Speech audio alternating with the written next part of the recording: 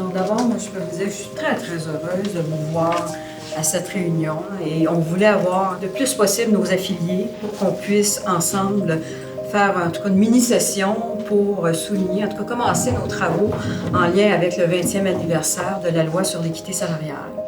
Si on remonte au temps de nos grands-mères, les salaires, c'était un salaire d'appoint, c'était un salaire qui n'était pas nécessaire pour faire vivre les familles. Ça l'a changé avec les époques, mais les mentalités pour déterminer le salaire sont restées. On est rendu au 20e anniversaire de la loi sur l'équité salariale et la FTQ était un joueur fondamental dans l'adoption de cette loi-là. On a des gens parmi nos différents affiliés qui ont travaillé extrêmement fort.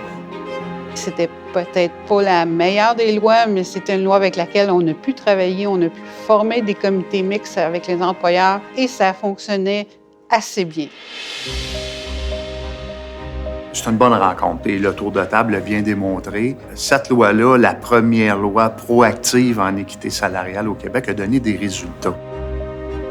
Le problème qu'on a rencontré, c'est vraiment pendant les dernières années au niveau du maintien.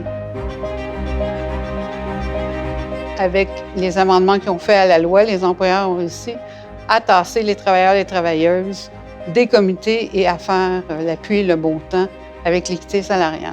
Moi, à ma connaissance, je ne connais pas une entreprise qui a fait faillite à cause du dossier d'équité salariale. C'est pas arrivé, là. Puis si c'est arrivé, inquiétez-vous pas que la partie patronale l'aurait publicisé et l'aurait documenté.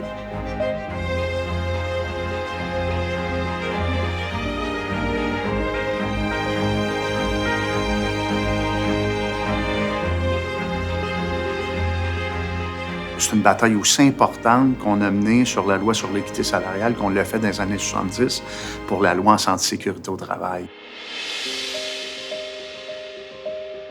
Est-ce qu'il y a des modifications qui doivent être apportées? Est-ce que c'est encore nécessaire une loi sur l'équité salariale?